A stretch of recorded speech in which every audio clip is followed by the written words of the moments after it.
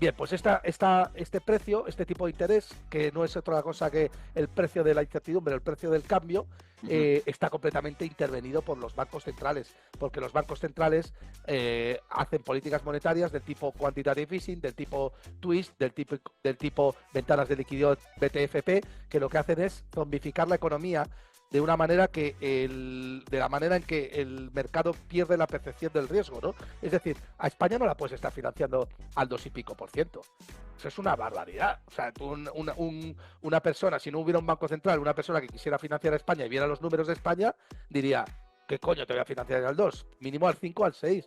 O sea, tienes un déficit estructural del 4%, tienes una deuda que está incrementándose año por año, tienes un sistema de empleo que no deja crear empresas, unas barreras a la entrada tan grandes que no puedes eliminar el paro juvenil y el paro estructural normal. Entonces, yo no te puedo prestar al 2% porque no eres viable, ¿no? En cualquier momento puedes tener un problema de liquidez gordo y nadie te va a prestar y mi bono caería muchísimo de precio y no me podría cubrir, ¿no? Además de que puedes generar inflación. Sí, ¿Esto por qué sucede? Pues porque los bancos centrales nacen para distorsionar el riesgo, ¿no? Y como el riesgo está distorsionado, el precio de la deuda está distorsionada. Entonces, probablemente lo que se vaya a producir es deuda sin respaldo de producción en el futuro, con lo cual todo este enorme volumen de deuda que no está respaldada por producción es inflacionaria, ¿no?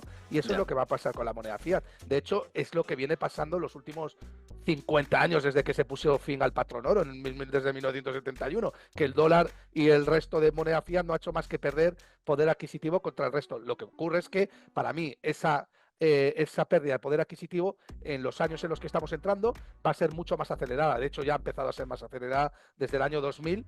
Hay un incremento gradual hasta ya los últimos años que la pérdida de poder adquisitivo de la moneda fiat es brutal. Todo el que tenga moneda fiat, que sepa que está largo de dinero cuando la contrapartida, que es el Banco Central, está corto de dinero, con lo cual Ujú. estás luchando contra un Banco Central que te va a reventar, porque es el monopolista de la moneda fiat, ¿no? Ya, o sea que es interesante lo que dices. O sea, tu argumento es que el problema no es la deuda, sino la manipulación del tipo de interés. A ver, hay que Sí, decir que el tipo de interés, como siempre comento, es quizá el precio de la economía más importante, ¿no? sí, sí, sí. Yo siempre lo veo como el precio del tiempo, ¿no? Y claro, esa manipulación, a veces hemos debatido tú y yo, si realmente el Banco Central tiene impacto, ¿no? En el tipo de interés de largo plazo o no. Desde luego, el de corto sí.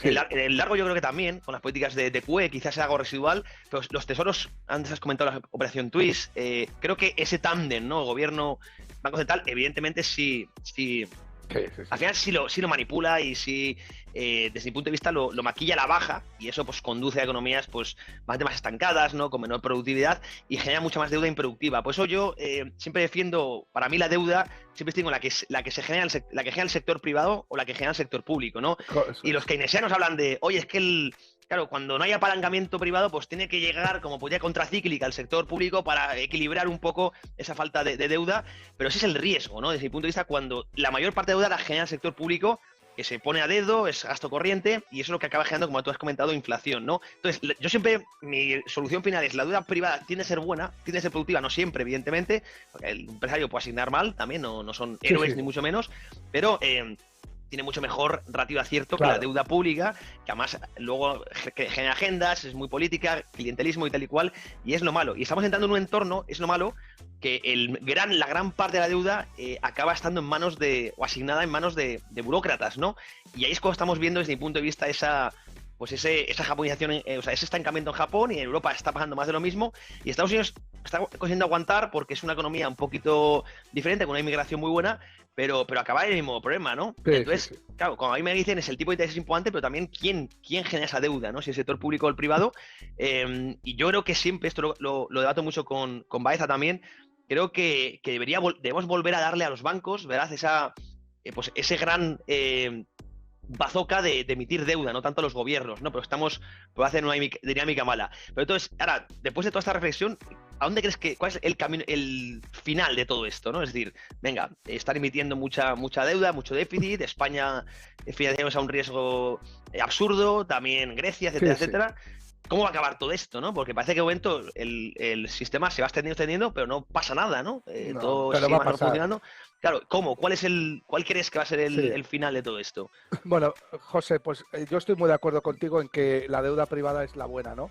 O la sana en tanto en cuanto, pues la deuda privada sana, no solamente porque el empresario sea un mejor localizador del capital, en tanto en Sí, cuanto mide mejor el riesgo, es decir, esa propiedad de unidad de cuenta que tiene la moneda fiat, la asume mejor el empresario porque se está arriesgando esa ujú, pérdida. Es que eso es. un burócrata no se juega nada porque está jugando con el dinero de los demás, ¿no? Entonces Mm, eso es como jugar al póker con fichas falsas, ¿no? Con sí, dinero de mentira. Entonces te lo juegas todo efectivamente. all Sí, sí, in, y si me ve bien y si no me va sí, bien. claro, efectivamente. Si me ve y gano, pues me colgo la medalla y si pierdo, mira, no me juego absolutamente nada. Entonces, en ese sentido, pues la deuda privada es mucho mejor en tanto cuanto el empresario tiene la capacidad de colocar mejor el capital porque el mercado le va a poner a prueba y le va a extraer los recursos. Si lo está haciendo mal, le va a penalizar, ¿no? Claro, Enseguida. eso es. Pero no solamente esa pata, sino también la pata de que el gobierno, bueno, no sé qué, no sé cómo lo iba a hilar, pero bueno, era teniendo el Sí, tipo de, sí, va- no recuerdo cómo lo iba a hilar. básicamente lo que tú comentas, al final, la locación, que es fundamental, pues es que va a estar por pura lógica, ¿no? El gobierno, no solo lo que comentas de que no se está jugando nada, sino que es que lo haga bien o Sí, mal, al final tú recabas impuestos y eso te va a llegar, ¿no? Eso lo dice muy bien Bastos, ¿no? Que realmente no está en un régimen de competencia y es que no entran bajo las reglas del mercado, como siempre digo, ¿no? Pero la gran pregunta, ¿no? Es, esto yo a veces, yo en la cama y tal, lo reflexiono mucho de dónde va a llegar, o sea, cuál es el final, ¿no? ah, Porque, sí, sí, ahí va no, yo, ahí porque va yo. yo siempre veo que, claro, muchos, como tú y Sí, como yo, realmente estamos dando aquí un poco la batalla de, oye, esto está mal, realmente esto va a generar consecuencias, y luego nos llegan los keynesianos y nos dicen, ¿ves cómo no pasa nada? Y esto sigue bien, no, pero es y, mentira. y, y claro, cuál es o sea, cuál va a ser la consecuencia, ¿no? Si es que la No, va a haber, ¿cuál crees? ¿A dónde vamos a llegar? ¿No? ¿Un a Irlanda, un eso, Grecia o qué crees que va a pasar? A eso iba a llegar, sí, ya me ha venido. La cuestión es esa, bueno, pues que el empresario trata de asignar bien el capital con la cosa de que el empresario puede quebrar. Si no asignas bien el capital, vas a la calle. El político puede asignar mal o bien que no va a la calle. Sí. Bueno, cada 4 años le ponen tal, pero te acaban mintiendo y puede volver a renovar, etcétera, etcétera. Entonces, todo este proceso, la gente ha olvidado, y como bien has dicho tú antes, José, estamos a ver, es cierto que los años van pasando y no te acuerdas de la crisis anterior. Y Ujú. entonces ahora mismo hay una nueva generación que no ha vivido lo que vivimos nosotros en el año 2008.